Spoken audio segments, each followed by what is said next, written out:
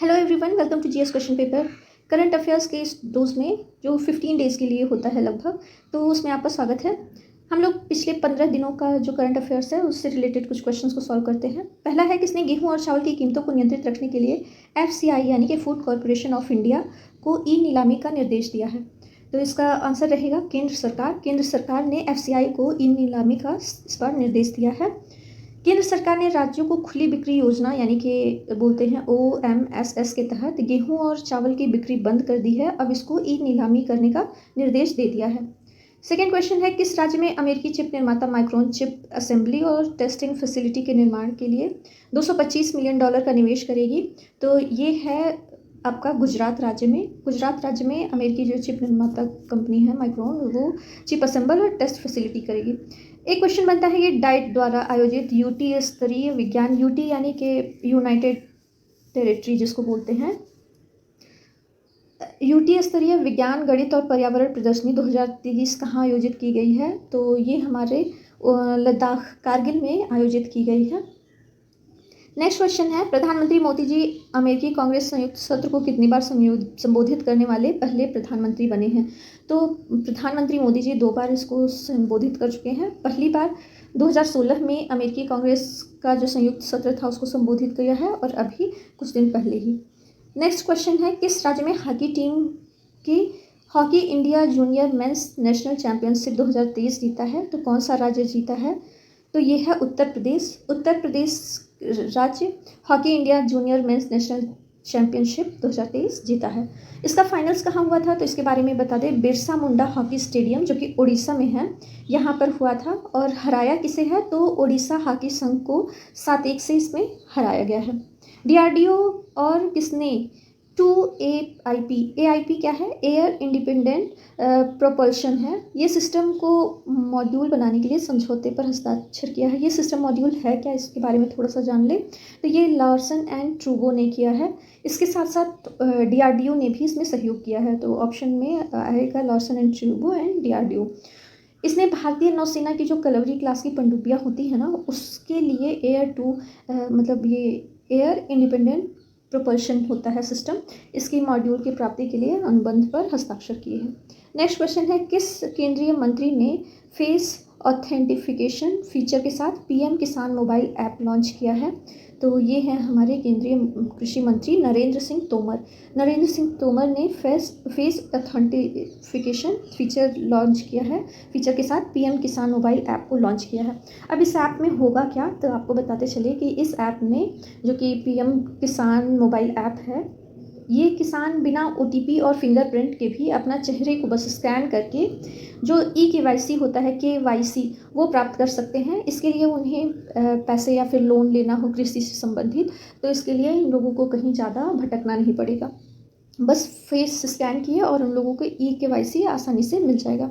हाल ही में आई रिपोर्ट के अनुसार कौन सी दिग्गज कंपनी भारत में अपना पहला क्रेडिट कार्ड लॉन्च करेगा? तो आपको बताते चले, ये है एप्पल। एप्पल इसको लॉन्च करने वाला है। एप्पल ने इसके लिए HDFC और SBI इन दोनों बैंकों से जानकारी साझा कर रहा है। अमेरिका किस देश में 2 नए वाणिज्यिक दूतावास खोलेगा? तो इसका आंसर होगा अभी भारत में। भारत में कहाँ पर? तो भारत और अमेरिका के दोनों देशों के बीच में नागरिक संबंधों को बढ़ाने के लिए बेंगलुरु और अहमदाबाद, इन 2 जगहों पर नए वाणिज्यिक दूतावास खोलेगा। और आपको बताते चले, अमेरिका का पहले ही भारत में 4 प्रमुख वाणिज्यिक दूतावास हैं, लेकिन 2 नए वाणिज्यिक दूतावास, जो कि एक बेंगलुरु में होगा और एक अहमदाबाद में, इसको खोलेगा। किस संगठन को 2021 के लिए गांधी शांति पुरस्कार प्राप्त होगा? गांधी शांति पुरस्कार बहुत ही ज़्यादा इंपॉर्टेंट है, इसको याद रखिएगा। तो उत्तर प्रदेश के गोरखपुर में स्थापित जो गीता प्रेस है उसको मिलेगा इस बार गांधी शांति पुरस्कार। इसकी शुरुआत कब हुई थी इस पुरस्कार की? तो आपको बताते चले, गांधी शांति पुरस्कार की शुरुआत हुई थी 1995 में। 1995 में शुरू हुई थी, और इसे मिला किसे था? तो ये तंजानिया के राष्ट्रपति थे जूलियस न्येरेरे, आप लोग इसको ध्यान दीजिएगा, जूलियस न्येरेरे को मिला था। 2020 की बात करें तो ये बांग्लादेश के जो संस्थापक माने जाते हैं शेख मुजीबुर रहमान, इनको मिला था 2020 का। और 21 के लिए 2023 में गीता प्रेस को मिला है। नेक्स्ट क्वेश्चन है, दुनिया की सबसे बड़ी ऑनलाइन कॉमर्स कंपनियों में से एक अलीबाबा का नया मुख्य कार्यकारी कौन बनने वाला है? तो ये बनेंगे एडीवो, अभी जैक मा की जगह पे एडीवो बनेंगे। ऑनलाइन कॉमर्स कंपनी अलीबाबा इसके मुख्य कार्यकारी। किसे ब्रिक्स CCIWE मतलब chamber of commerce and industry women's vertical का अध्यक्ष नियुक्त किया गया है? तो ये है रूबी सिन्हा। इन्हें ब्रिक्स CCIWE का अध्यक्ष नियुक्त किया गया है। नेक्स्ट क्वेश्चन है, किसने राष्ट्रीय राजमार्गों के समावेशी विकास के लिए नॉलेज शेयरिंग प्लेटफॉर्म लॉन्च किया है? ये नॉलेज शेयरिंग प्लेटफॉर्म क्या है, तो इसके बारे में बताते चले। जो भारतीय राष्ट्रीय राजमार्ग प्राधिकरण है, इसने राष्ट्रीय राजमार्गों के समावेशी विकास के लिए क्या किया है? नॉलेज और आइडिया, जो किसी के पास भी कोई नया नॉलेज और आइडिया हो तो उसको साझा करने के लिए नॉलेज शेयरिंग प्लेटफॉर्म को लॉन्च किया है। अब क्या होगा कि सड़क के निर्माण में आम जनता भी अपना सुझाव दे सकेगी कि कैसे बनने चाहिए या उसमें क्या चीज़ नया होना चाहिए। इकोनॉमिक इंटेलिजेंस यूनिट के अनुसार दुनिया में रहने के लिहाज से सबसे बेकार शहर कौन सा है? तो ये सीरिया का 10वीं शहर है। और एक और इसी से related question, global liability index 2023 के अनुसार दुनिया का सबसे रहने योग्य जो शहर है, तो ये ऑस्ट्रिया की राजधानी वियना है। वियना इसका आंसर होगा, ऑस्ट्रिया की ये राजधानी है। भारत के 5 शहर भी इसमें शामिल हैं जो मतलब हाईटेक सिटी हैं, जैसे कि बेंगलुरु, अहमदाबाद, चेन्नई, नई दिल्ली और मुंबई इसमें शामिल हैं, ये 5 शहर। नेक्स्ट क्वेश्चन है, नासा के आर्टेमिस प्रोग्राम में रिसेंटली में कौन सा देश शामिल हुआ है? अभी हाल फिलहाल में कौन सा शामिल हुआ है? तो ये भारत शामिल हुआ है। अभी आपको पता होगा कि हमारे प्रधानमंत्री मोदी जी अमेरिका में गए थे, तो उन्होंने कई चीज़ों के निवेश के लिए प्रयास किया है, तो उसमें नासा का जो आर्टेमिस प्रोग्राम है इसमें भारत भी शामिल हुआ है। अब आपको बताते चले, नासा और इसरो वर्ष 2024 में जो अंतर्राष्ट्रीय अंतरिक्ष स्टेशन बनेगा के लिए एक संयुक्त मिशन पर इसमें सहमत हुए हैं। किस इंस्टीट्यूट के वैज्ञानिकों ने समुद्री शैवाल से बायोडिग्रेडेबल पेपर सुपर कैपेसिटर विकसित किया है?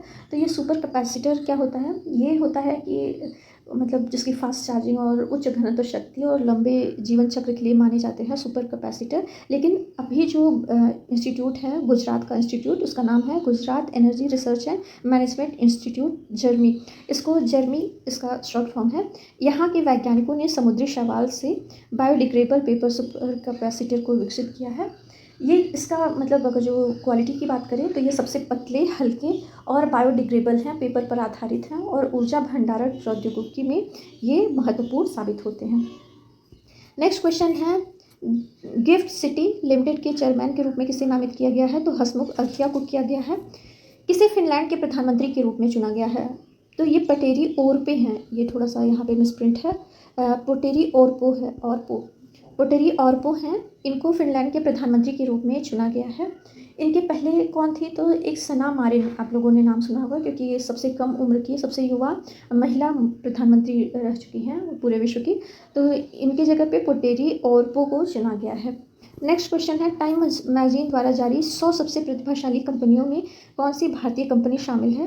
तो ये है NPCI यानी कि national payment corporation of India, NPCI बोलते हैं, ये शामिल है। इसके साथ साथ मीशो जो कि एक ई-कॉमर्स कंपनी है, ये भी इसमें शामिल है टाइम मैगजीन के सबसे प्रभावशाली कंपनियों में। WEF रिपोर्ट के अनुसार भारत ग्लोबल जेंडर इंडेक्स में कौन से स्थान पर रहा है? तो कभी कभी होता है एग्जाम में पूछ लेता है पिछले वर्ष कौन सा रहा, तो हमको इसके पहले कौन सा स्थान है और अभी कौन सा स्थान उसको मिला है, ये दोनों देखना होगा। तो पहले भारत का स्थान था। पूरे कितने देश हैं शामिल इसमें, तो आपको बताते चले 146 पूरे देश हैं इसमें। पहले था इसका 135 स्थान था, 135वां स्थान था 2022 में 135, और अभी 127वां स्थान, यानी कि पिछले साल की तुलना में 8 अंक का सुधार हुआ है। और इसको जारी कौन करता है? तो WEF यानी कि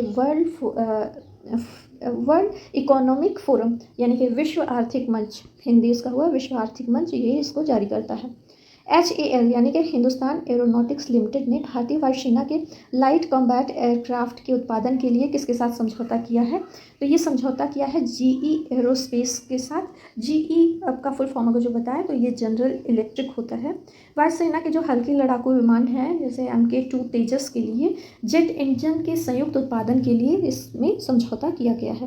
भारत का सबसे अट्रैक्टिव एम्प्लॉयर ब्रांड कौन है, यानी कि कौन सा ऐसी कंपनी है जो सबसे मतलब चॉइस में नौकरी करने के लिए पसंदीदा बनी हुई है? तो ये है Tata power. Limited, Tata power limited, यहाँ पे लिखना मिसप्रिंट है, ये है लिमिटेड, टाटा पावर लिमिटेड है। ठीक है, भारत का सबसे अट्रैक्टिव एम्प्लॉय ब्रांड में से। दूसरे नंबर पर बात करें तो दूसरे नंबर पर है ई कॉमर्स कंपनी अमेज़ॉन, जिससे हम लोग मतलब खरीदते हैं सामान, अमेज़ॉन, फ्लिपकार्ट, तो अमेज़ॉन है। और तीसरे नंबर पर फिर टाटा की ही कंपनी है, टाटा स्टील, टाटा स्टील तीसरे नंबर पर है। किस राज्य सरकार ने पॉलिटेक्निक चलो अभियान की शुरुआत की है? तो ये शुरुआत की है उत्तर प्रदेश। युवाओं को तकनीकी शिक्षा से जोड़ने के लिए योगी जी ने ये प्रयास किया है और एक अभियान शुरू किया है जिसे पॉलिटेक्निक चलो अभियान का नाम दिया है। किस राज्य की कैबिनेट ने पुरी के विकास के लिए परिव्यय में 1000 करोड़ की वृद्धि को मंजूरी दी है? तो ये है उड़ीसा कैबिनेट। आपको भी पता होगा जगन्नाथपुरी उड़ीसा में ही स्थित है, तो इसे उड़ीसा कैबिनेट ने मंजूरी दी है। नेक्स्ट क्वेश्चन है और ये लास्ट क्वेश्चन है, फिच रेटिंग ने वित्त वर्ष 2023-24 के लिए भारत की जीडीपी का अनुमान बढ़ाकर कितना प्रतिशत किया है? ये जो विदेशी रेटिंग्स है ना, ये एग्ज़ाम के लिए मस्ट है, इंपॉर्टेंट भी हो जाती है क्योंकि ये पूछता है रेटिंग्स जो भारत को मिलती है उससे रिलेटेड क्वेश्चन में। फिच रेटिंग्स इंपॉर्टेंट है। 2023-24 के लिए पहले इसने प्रतिशत निर्धारित किया था 6%, और 6% से बढ़ा करके इसने 6.3% कर दिया, क्योंकि भारत का जो इकोनॉमिक ग्रोथ है इस समय बहुत फास्ट है पूरे वर्ल्ड में, तो इसने इसके प्रतिशत को भी बढ़ाया है। पहले इसने 6% बोला था, अभी ये 6.3% कर दिया है। आज की वीडियो में बस इतना ही। आपको ये वीडियो कैसा लगा प्लीज़ मुझे कमेंट्स में बताइएगा। मिलते हैं नेक्स्ट वीडियो में, तब तक के लिए बाय बाय।